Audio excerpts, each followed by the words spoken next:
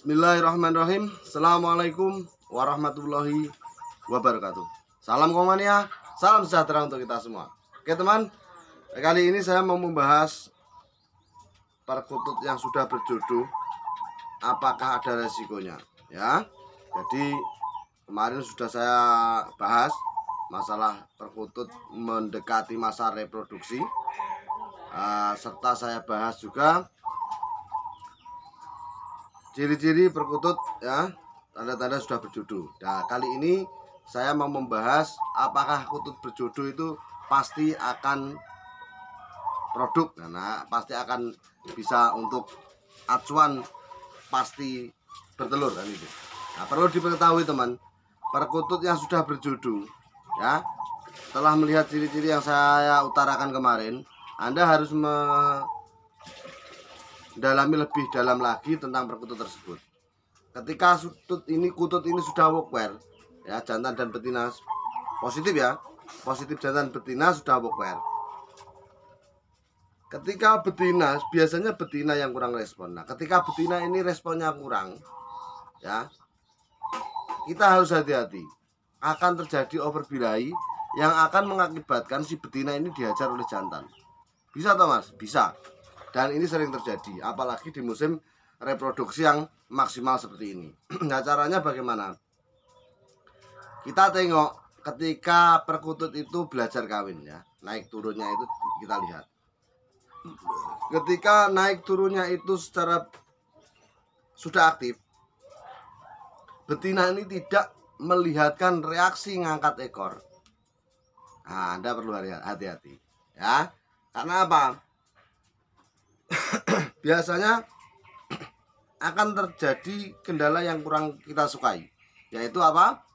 Karenanya kurang responnya si betina ini, akhirnya jantan ini kalau bilanya mentok dan betinanya jantannya ini kasar, nanti akan matokin betinanya dan berujung resiko kematian. Nah, ciri-cirinya perkutut betina yang tidak siap untuk dikawin itu seperti apa? Satu, tadi tidak mau mengangkat ekor ya, ini harus perhatian betul-betul.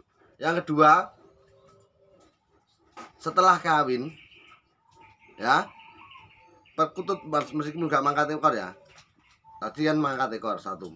Yang kedua, setelah workwear turun, ini betina langsung menjauh. Nah, ini responnya kurang bagus juga ya. Biasanya setelah workwear itu kan lolo-loloan. Kalau tidak pun lolo-loloan, biasanya tidak berjauhan, tetap mendepet, tetap bersamaan ya. Ini diperhatikan betul-betul ya. Yang kedua, jadi setelah workwear biasanya dia akan berjejer ya, tidak berjauhan langsung. Workwear gini biasanya lolo-lolon ataupun masih posisi di tempatnya, itu yang bagus. Kalau langsung menjauh, inilah harus diperhatikan. Oke, yang kedua. Yang ketiga, perkutut betina ketika makan dengan jantan itu jarang bareng.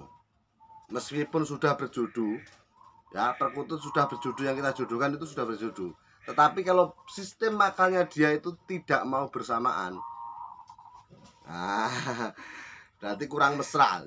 Kalau orang itu kurang mesra, ini harus diperhatikan betul-betul, pengamatan yang sempurna supaya kita tidak keteledor, akhirnya si betina kita dihajar oleh si jantan. Karena yang sering terjadi itu jantan hajar betina. Apakah ada kemungkinan betina hajar jantan? Bisa juga ya. Ini yang kita bahas yang betina dulu. Nah, yang ketiga tadi ya. Yang keempat, tidurnya akan selalu berjauhan ya. Mangkring itu nggak pernah sama, baik itu ketika tidur ataupun aktivitas, dia jarang bersama jantannya.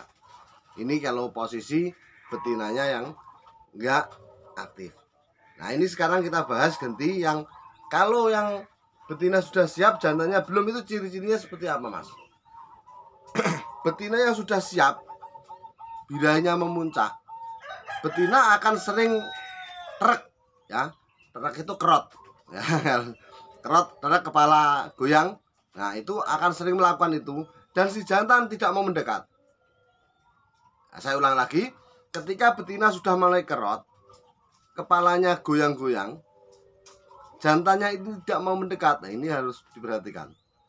Berarti si betina birahinya memuncak, si jantan belum siap. Nah, ini solusinya gimana, Mas? Nah, ini solusinya nanti saja ini. Solusinya nanti saya kasih. Makanya like dulu, subscribe ya, nyalakan loncengnya supaya channel ini terus berkembang. Kita edukasi bersama, belajar bersama tentang peternakan perkutut ya.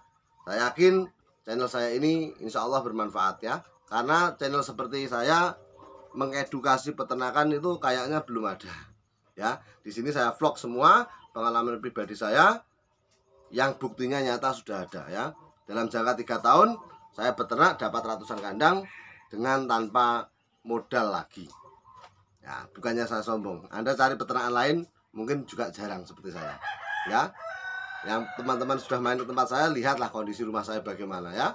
Begitu memprihatinkan kan gitu. Nah, saya tuh kadang malu kalau ada tamu ke sini posisi hujan deras, bingung mau ngiyup di mana kan itu. Karena air hujan masuk semua ya, masuk melalui gendeng-gendeng karena gendengnya kurang rapat. Nah, anak wedok ini.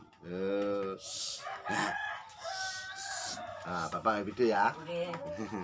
Ya, ini ya. Jadi kalau betina terak, kerot, jantannya menjauh, ini perlu diperhatikan. Itu yang pertama. Kedua, kalau birahinya memuncak, betina ini akan bekur, teman.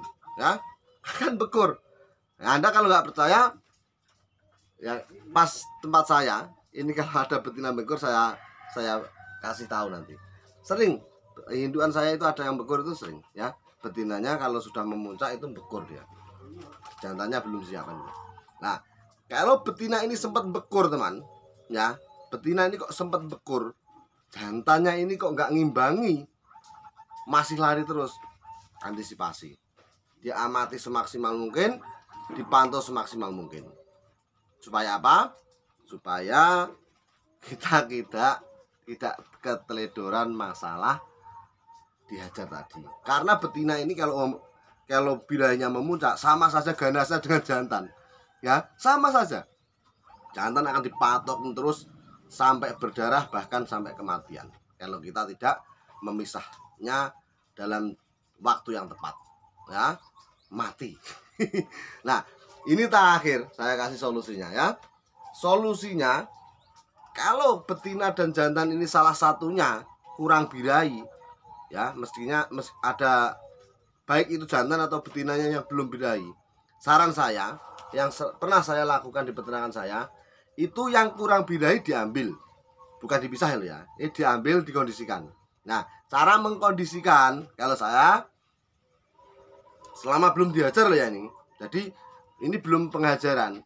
Kita sudah lihat responnya kurang bagus, betinanya kurang birahi. Nah, itu betinanya kita ambil. Kalau yang birahi jantan ya, atau enaknya ngomong gimana? Pokoknya yang tidak birahi yang mana ya? Yang jantan atau yang betina? Yang tidak birahi mana diambil, dikasih obat perangsang. Ya, masa sering melakukan itu? Enggak sering, cuma pernah kan itu. Dulu pernah melakukan hal itu karena keadaan peternakan saya masih kecil. Saya fokus betul di peternakan saya, bagaimana cepat besar, bagaimana cepat berkembang. Makanya saya vlog waktu saya habis-habisan di dalam kandang. Nah, caranya diambil, kita kasih obat perangsang. Kalau di tempat saya, obat perangsang saya ya seperti saya katakan kemarin, yaitu kasih X stimulan dengan Vitacik.